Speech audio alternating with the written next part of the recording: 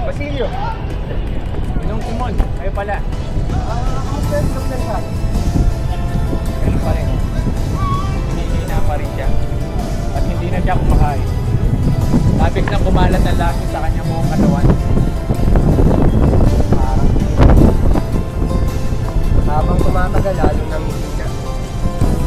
Ang librong binigay ko sa'yo, hindi mo na binabasa. Wala akong pagmamahal sa bayan. Nabuhay sa lamang, magsisimula ng universidad. Kung kasi wala ng universidad, wala ng mga mag-aaral at magpapatira. Naparito ako para sa dalawang salita. Ang iyong kamatayan o ang iyong kinabukasan. Ang palig ng mga nang-aakit, ang palig ng iyong bayan. Panik ka ng inaapi. O inaapi. Hindi ko alam. Magdesisyon ka dahil ako ang magsisimula ng kaguluhan. Bakit sinusap ko sa'yo na samantalahin ang pagkakataon ito,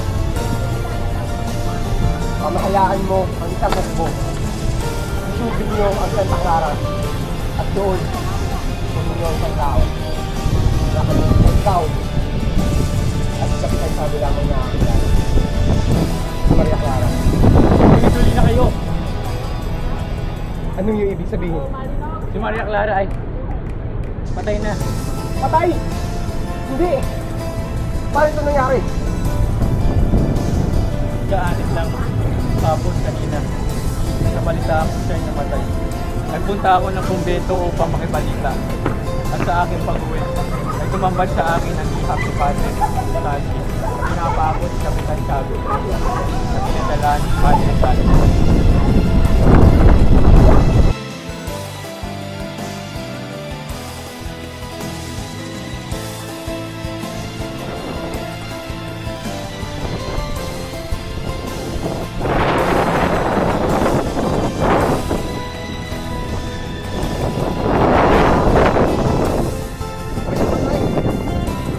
Maria Clara! Hindi ako siya iligtas! Sinahong ka, Ginoong Simon. Wala na tayo pang magagawa kung hindi ng katotohanan. Namatay siya. Hindi nalalaman ako'y buhay pa. Namatay siya. Pero hindi nalalaman ako'y nagbalik para sa kanya.